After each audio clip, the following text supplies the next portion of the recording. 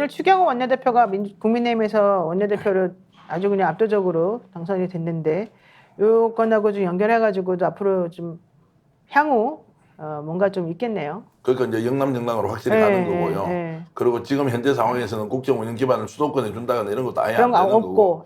그리고 이제 추경호 의원이 이제 인물의 특성으로 보면 윤석열 대통령과 오래 같이 갈 가능성이 있는 사람이 아니고. 그건 아니죠. 그리고 기재부 관료 출신으로서 이제 차관까지 하다가 국회의원을 지금 했지 않습니까? 네. 그런 걸로 보면은 저는 이 장면이 결국 대통령실과 거리두기를 하고 다만 드러나게 폭발적으로 갈등과 다툼이 있지는 않겠지만 상당히 거리를 두는 이제 첫 출발 지점에서 당신인들이 지금 추경호 의원을 뽑았다 이렇게 저는 봅니다. 네. 근데 뭐 제가 볼 때는 이철규 의원이 안 나왔기 때문에 추경호 의원이 됐다고 볼 수밖에 없는.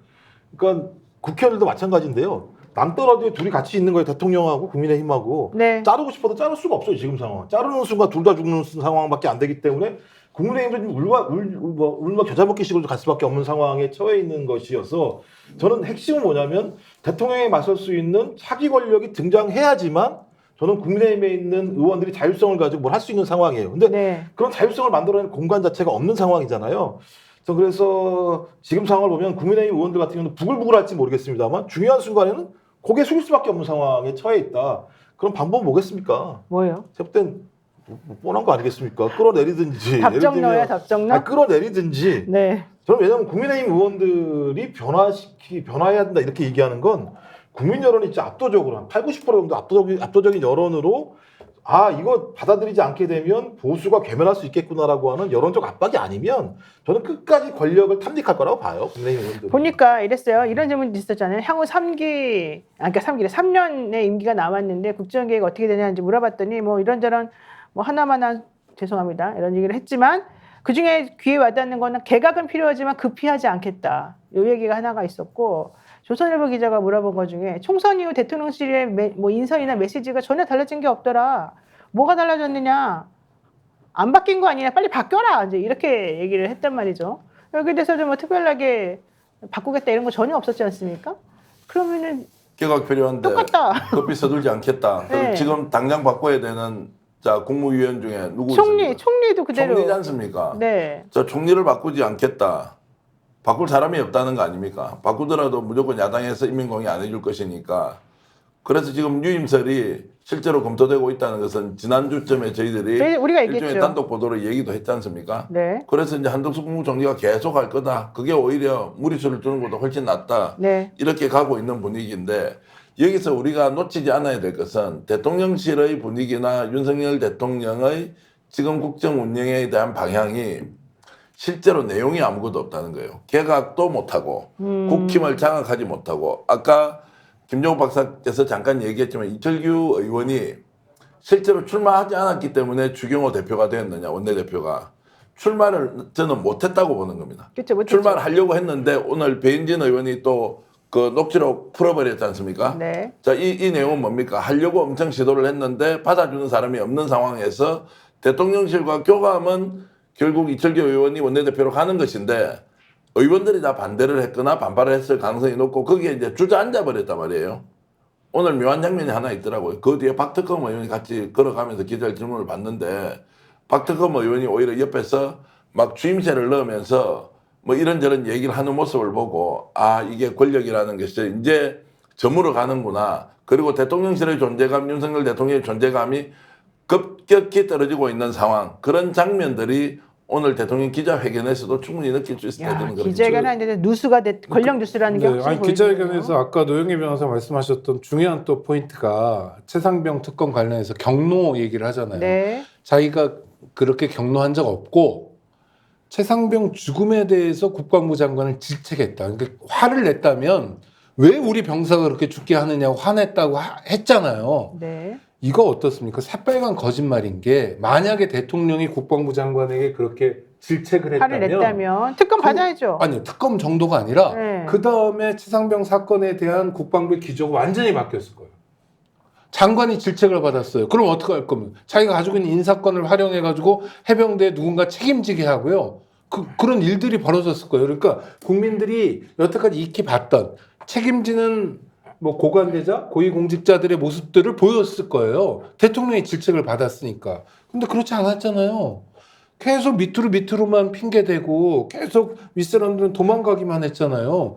아니 그래서 어떻게 젊은이가 죽었는데 최고 책임자가 이런 새빨간 거짓말을 하느냐. 전 이거 정말 분노하는 장면이에요. 시점에 대해서도 얘기해야 되는 네. 게요. 그걸 질책하면 언제 해야 돼요? 그때 사고 최종 났어요. 당국에 사고 났을 때 국방부 그렇죠. 장관한테 그렇죠. 불호령을 내리면서 그럼요. 어떻게 이런 일이 근데 근데 왜 그 수사를 조사 보고한다 이첩할 때 보고한다 그러니까. 그때 그래 질책을 했다고요? 경로했다고요?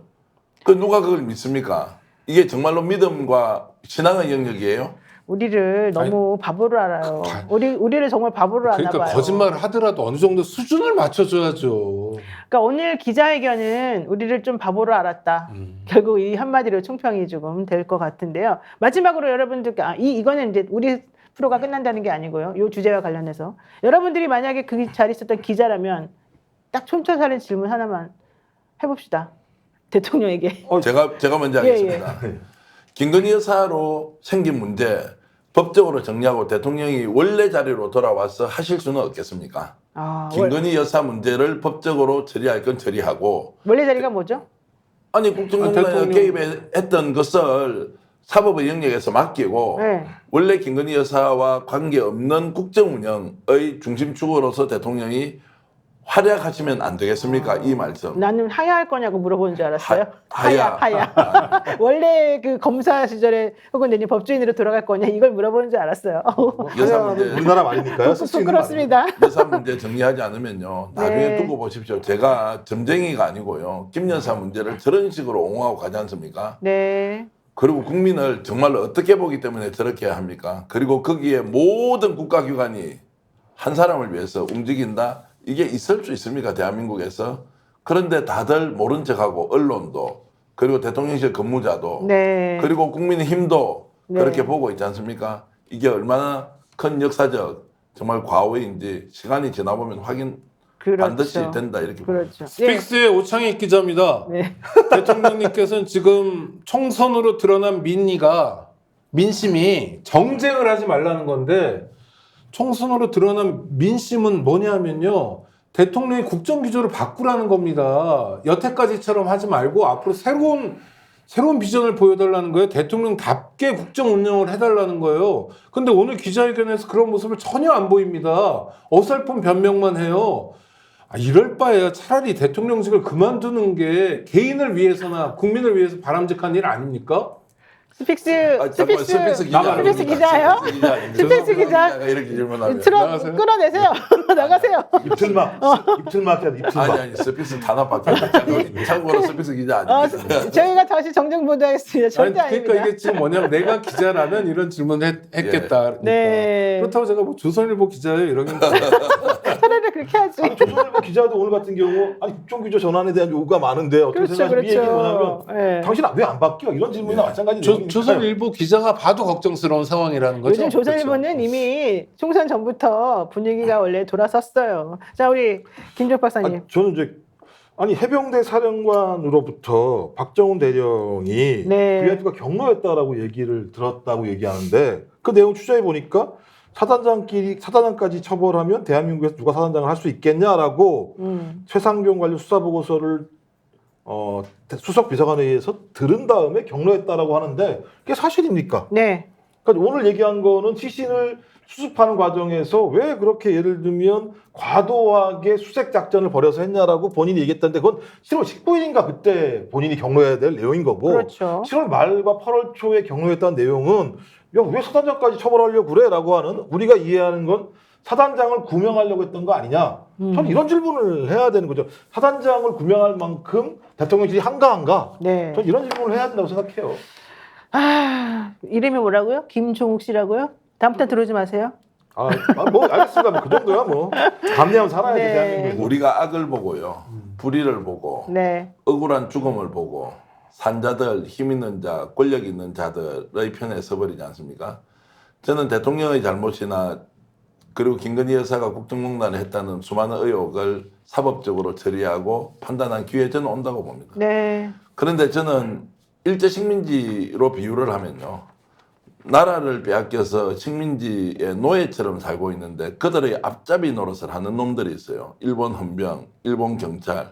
그리고 이들이 해방 이후에 가장 먼저 돌변해서 자신의 이익을 지키면서 또다시 부역을 하거든요. 그렇죠.